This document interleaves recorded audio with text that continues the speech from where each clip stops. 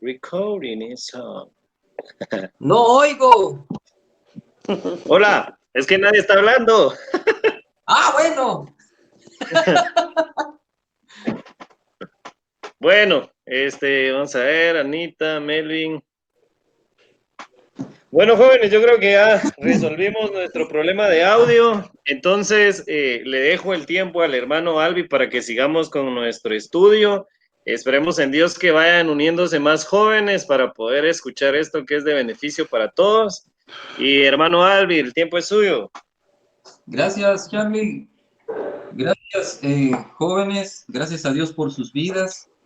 En realidad es motivador, motivante y alentador el ver que ustedes están tomando iniciativas espirituales para alentar a las personas en esta temporada histórica, ¿verdad? Yo me preguntaba hace algunos días, ¿cómo nos va a recordar la historia? ¿Verdad? Porque según he leído, me he enterado, allá por el 1917 fue la gripe española la que azotó la raza, la humanidad, y hubo millones de muertos, millones. Pero ustedes jóvenes están poniendo un buen interés en, en desafiar, en motivar a las generaciones a buscar a Dios. Y espero que Dios los respalde. Y yo sé que si sus motivaciones son buenas, así será. Hoy vamos a considerar el tema, la segunda sola. La segunda sola tiene que ver con sola fide.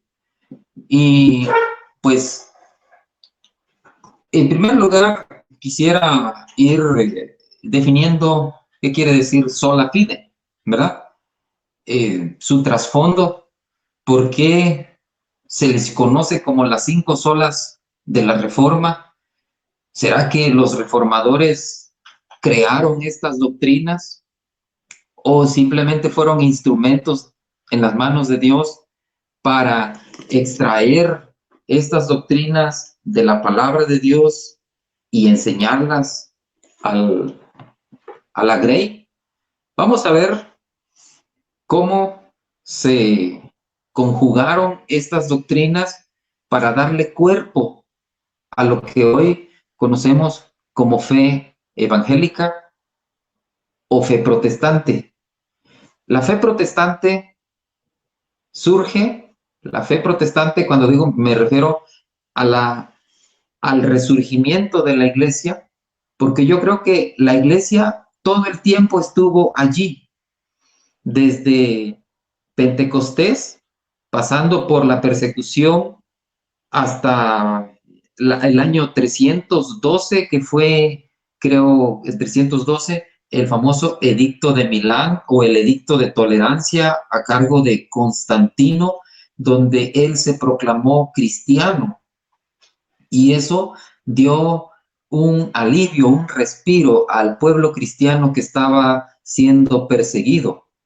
Bueno, sin embargo, a partir de allí, la iglesia empezó a distorsionarse. Históricamente conocemos que hubo hombres que mantuvieron viva la enseñanza bíblica, pero también en la iglesia o a la iglesia cristiana se introdujo el mundo. El mundo entró a la iglesia con sus costumbres, con sus mitos y todas esas cosas, valga la redundancia, místicas que fueron insertadas a la iglesia. Sin embargo, la iglesia de Cristo siempre estuvo allí. Hubo un remanente, lo que la Biblia ha llamado a través de la historia el remanente fiel. Fue hasta allá en el siglo XVI cuando este remanente se hizo más evidente y hubo hombres antes de Martín Lutero, por supuesto, como Savonarola, hubo hombres como los famosos, ay, Dios mío, se me fueron, los albigenses en Francia, eh, que eran celosos de la palabra de Dios, pero la mecha que hizo detonar la reforma, por así decirlo, la reforma protestante, como se le conoce, fue a cargo de Martín Lutero. Martín Lutero fue considerado al principio hereje, y de hecho se le obligó a que se retractase de todos sus escritos que él había hecho en contra de la Iglesia romana. Pero él dijo, no puedo, dice, mi conciencia es cautiva de la palabra de Dios, a menos que me demuestren con la palabra de Dios que yo estoy mal, entonces yo me voy a retractar, dice, porque yo no creo en concilios que muchas veces ellos se contradicen. Entonces, yo no creo, a menos que me demuestren con la palabra de Dios, mi conciencia, dijo él, es cautiva de la palabra de Dios. Y una de las doctrinas que se extrajo de la Biblia fue esta, sola fide. Sola fide es una expresión latina que quiere decir solamente por fe. De la palabra sola viene solo o solamente. Fide, de aquí viene la palabra fidel o fidelina o fidedigno, ¿verdad? O fiel, la palabra fide. Sola fide significa entonces, ya dijimos, solamente por fe. Y esta fue la afirmación central de Martín Lutero que provocó la gran controversia del siglo XVI. Esta doctrina respondía a la pregunta crucial: ¿cómo se justifica una persona delante de Dios? ¿Cómo puede un hombre pecador pararse delante de un Dios justo sin recibir condenación? Bueno, Lutero decía que la doctrina de la justificación por la fe es la doctrina, perdón, sobre la que la iglesia cristiana se mantiene o cae, porque es la doctrina que nos revela cómo somos redimidos. Quiero aclarar algo también, porque a veces calumniamos a la iglesia de Roma, diciendo que ellos proclaman una salvación por obras. Eso es falso, es una calumnia, y a veces ha sido una calumnia por parte de nosotros los evangélicos, que ignoramos la doctrina romana. Ellos creen que también son justificados por fe, ¿verdad? Pero este tema vamos a verlo la próxima clase, porque vamos a ver cómo realmente aplican ellos su doctrina o la doctrina de la justificación a su creencia. ¿Cómo la interpretamos nosotros a la luz de lo que la Biblia enseña? Juan Calvino utilizó una metáfora diferente. La metáfora que utilizó Juan Calvino fue que la justificación solo por fe es la bisagra sobre la cual gira toda la vida cristiana. En nuestros días, un escritor cristiano, ¿verdad? J.I. Packer, J.I. Packer, utiliza una metáfora diferente. Es la metáfora mitológica de Atlas. Creo que muchos de ustedes han visto en ilustraciones a este famoso Atlas, el que lleva el mundo. Está como de rodillas, pero con el mundo en su espalda. Y él dice que así como Atlas, dice, lleva el mundo en sus hombros, así la doctrina de la justificación solo por fe es la que mantiene todo lo demás. Entonces, con estas analogías o metáforas que les he compartido, pues entendemos que la doctrina de la justificación por la fe es esencial en la vida del cristiano, en la vida de la iglesia.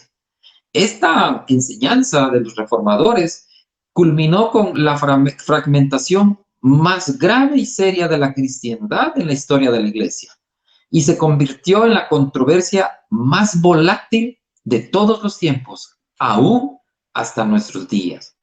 Lutero hizo un comentario sobre su profunda preocupación acerca de que la recuperación de la doctrina bíblica de la justificación solo por fe sería de corta duración. Y Lutero no estaba tan mal, porque hoy día a la gente se le enseña, los evangelistas modernos enseñan que la persona puede decidir si es salva o no es salva solamente haciendo una oración. Le llaman ellos la oración de fe o la oración del pecador. Usted se lo encuentra en la calle y le dice, le dice, ¿quiere ir al cielo? Sí. Bueno, repite esta oración.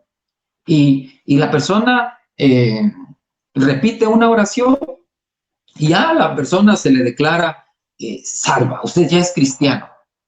¿Cómo hubo realmente ese elemento que Dios demanda, que es el arrepentimiento, factor clave en esto, en la doctrina?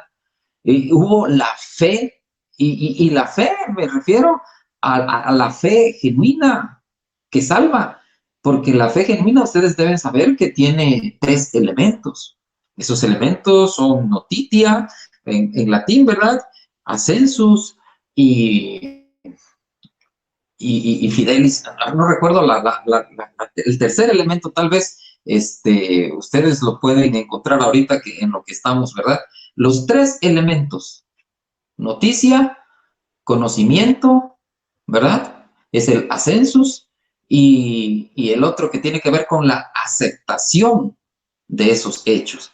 Pero vamos adelante, yo confío que alguno de ustedes lo va a encontrar. Los elementos de la fe. Pues en sus comentarios ampliados sobre la importancia de esta justificación, Lutero dijo lo siguiente: esta doctrina, cito, esta doctrina es la cabeza y la piedra angular.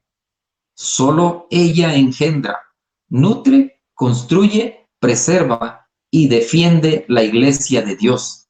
Y sin ella, la iglesia de Dios no podría existir ni una hora. Y otra vez dijo, el artículo de la justificación es el maestro y príncipe, el señor y el gobernante y el juez sobre todo tipo de doctrina.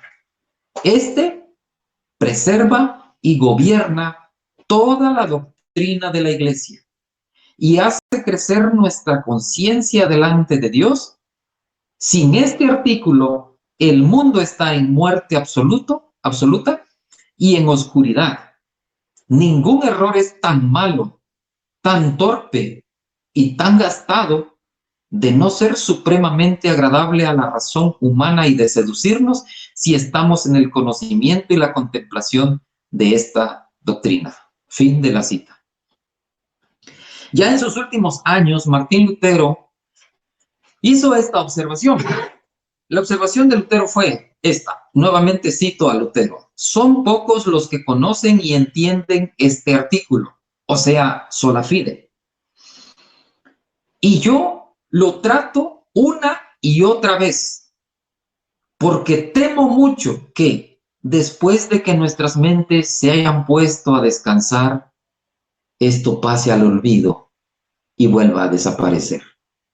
Lutero tenía ese temor de que él decía, al morir, esto es probable que en la iglesia de Cristo se vuelva a perder. Y ustedes son testigos, jóvenes. Hoy día poco se enseña de esas doctrinas, ¿verdad? Hablamos de otras cosas, menos de la esencia que sostiene nuestra fe. Me llamó la atención esta frase que dijo Lutero. Yo lo trato una y otra vez. Él en sus prédicas, claro que la Biblia es un volumen grande con mucho contenido, pero una de las cosas que va a sostener al cristiano, como quien dice, en las adversidades más difíciles, porque la duda llega, jóvenes, la duda llega al cristiano. Somos azotados por las dudas. Todos los cristianos atravesamos por dudas. ¿Saben?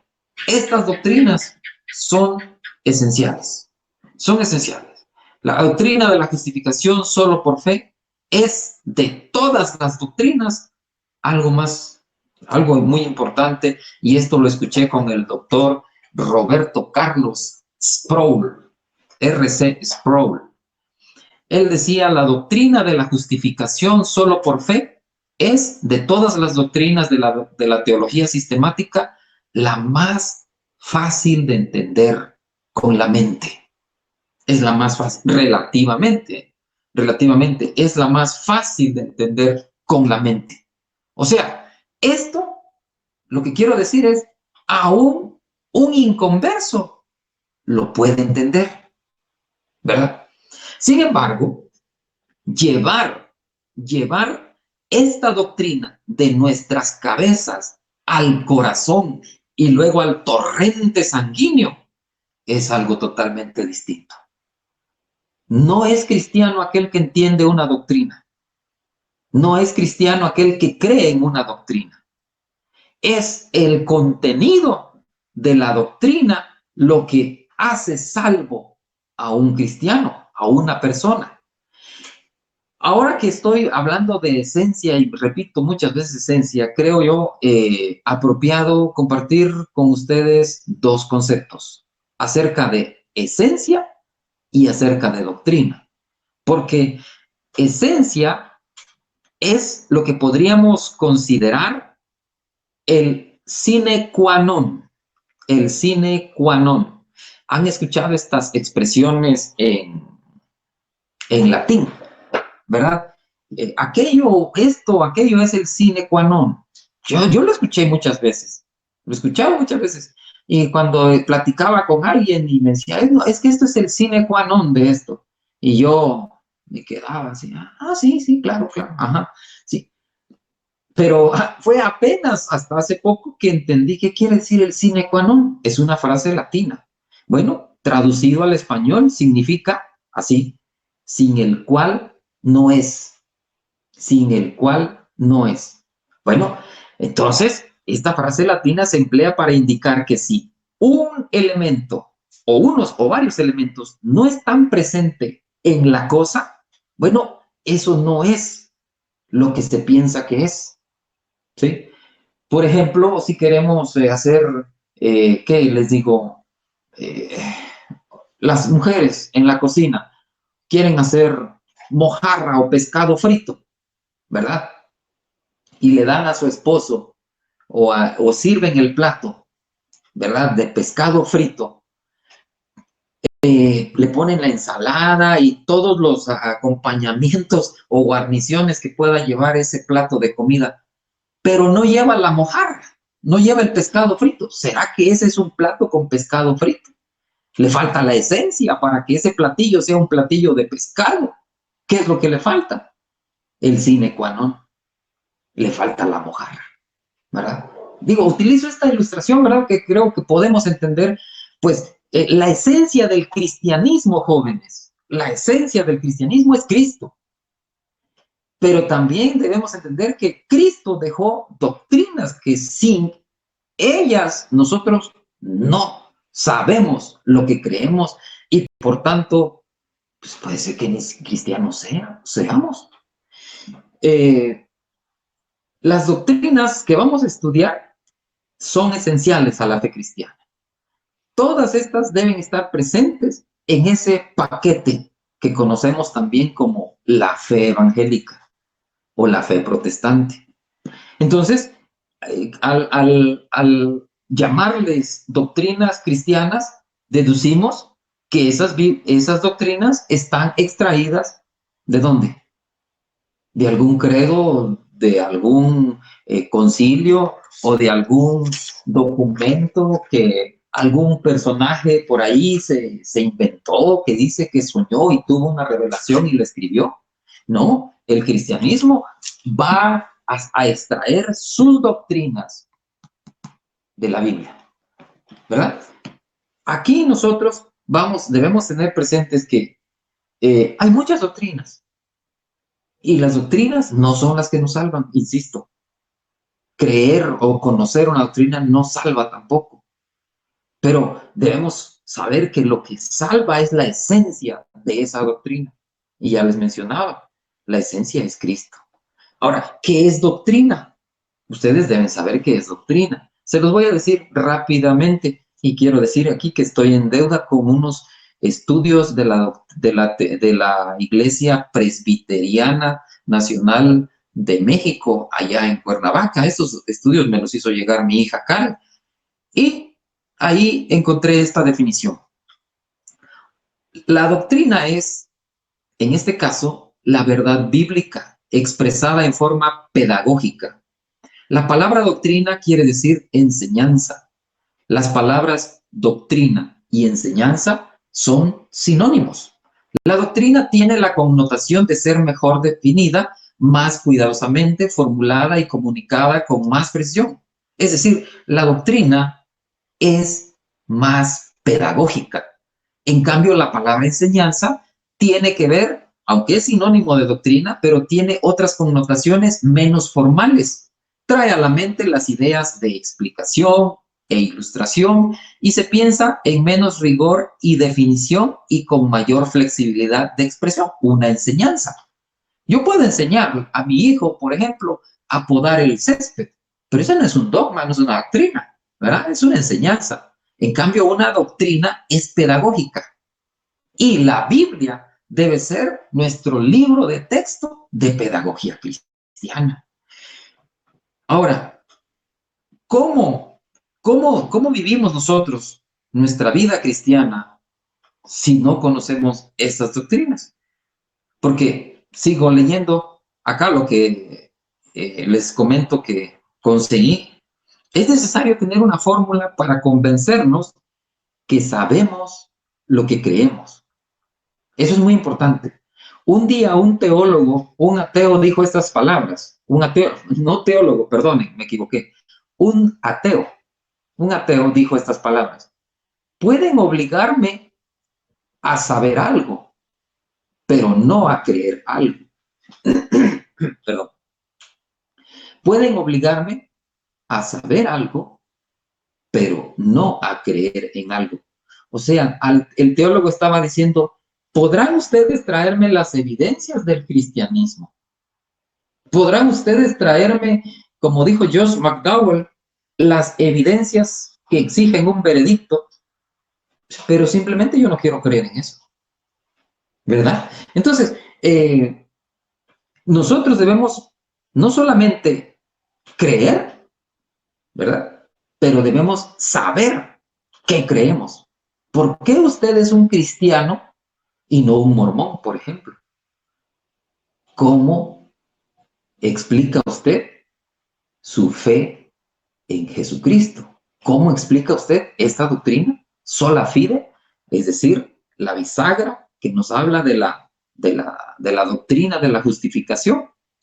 Si nosotros decimos que tenemos conocimiento, pero no sabemos lo que conocemos, bueno, eso pues es un disparate, ¿verdad?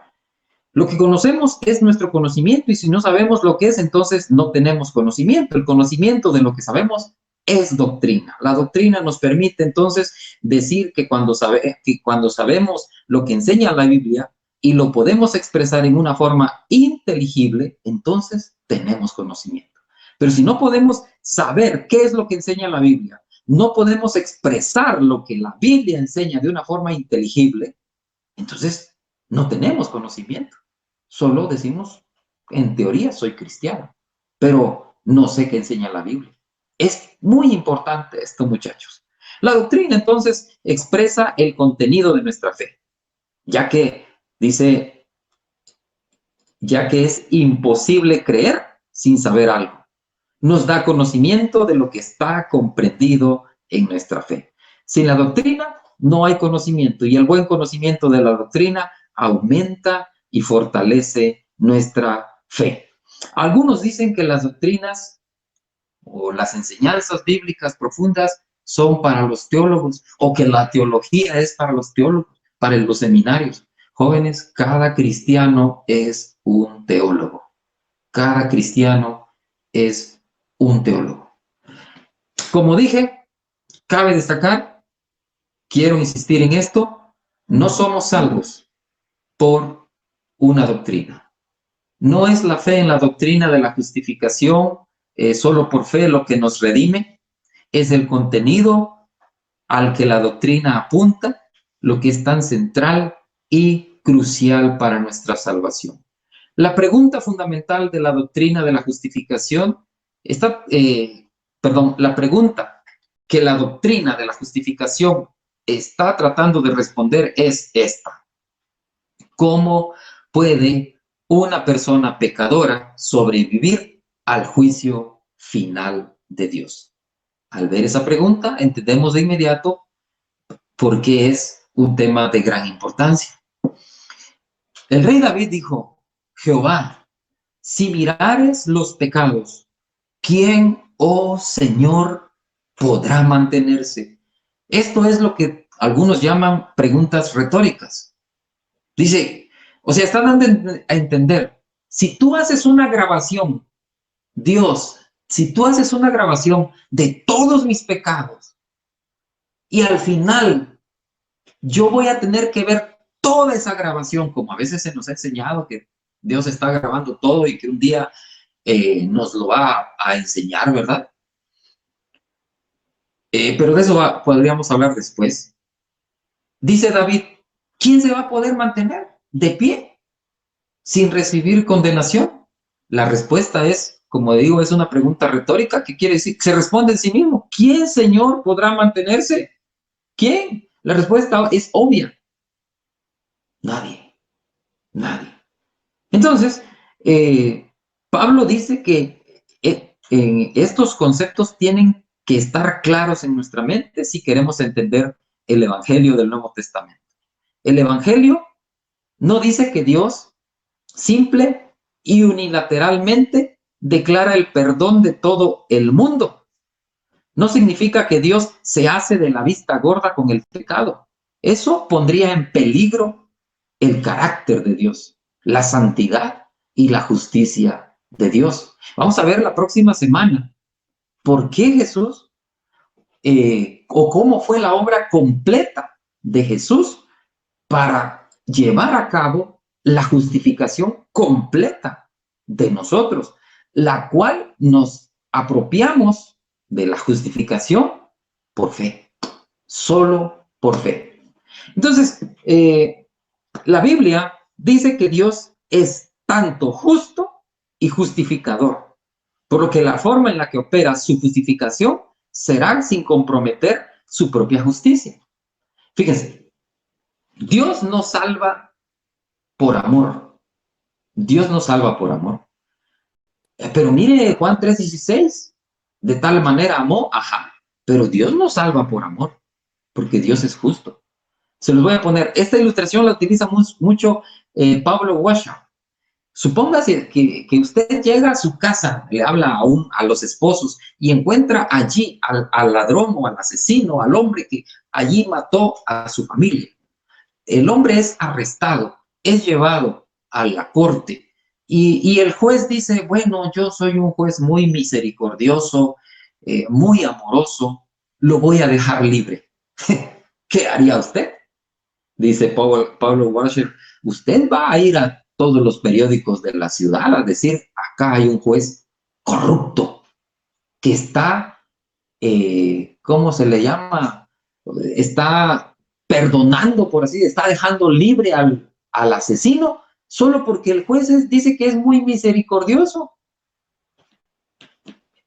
La justicia se tiene que cumplir. La justicia exige castigo, ¿verdad? Y la justicia de Dios no es la diferencia, no es la excepción. Por eso digo, Dios no salva por amor, Dios es justo. Dios es justo y Él va a demostrar cómo en realidad lleva a cabo su plan de salvación. Aquí quiero detenerme un ratito porque la doctrina de la justificación sí es un poquito amplia y ya quiero entrar, yo ya quiero entrar a ver todos esos aspectos, pero nos va a llevar tiempo. Y resumirlo ahorita en 5 minutos, no puedo. Creo que despertaría más dudas que, que, que certeza, ¿verdad? Entonces, lo que debemos nosotros tener o realmente saber es que la expresión de la justificación solo por fe es la síntesis teológica para la justificación solo por Cristo. Porque el asunto fundamental es el siguiente, diría Sproul. Sobre la base de la justicia de quién Dios declara al pecador justo. Y la Reforma respondió a eso claramente, que el único motivo por el que Dios siempre me va a ver como justo es en base a la justicia de alguien más, la justicia de Cristo. Aquí nos detenemos. Yo espero que la próxima semana, ¿verdad? O la próxima vez que me vuelvan a dar la oportunidad, explicarle cómo la justicia, la sola fide, es justificación, pero cómo esa justificación se imputa al hombre arrepentido, al pecador arrepentido. Jóvenes, si dejé algún tema en el aire, pues quisiera saber si alguien tiene alguna pregunta, y si no, pues espero haber sido claro con esto, que es base, es la esencia, ¿verdad? Es esencial este tipo de doctrinas en el conjunto de nuestra fe. Que Dios les ayude, que Dios nos ayude a todos a sumergirnos en las profundidades de la Biblia para poder defender nuestra fe. Hasta aquí me quedo.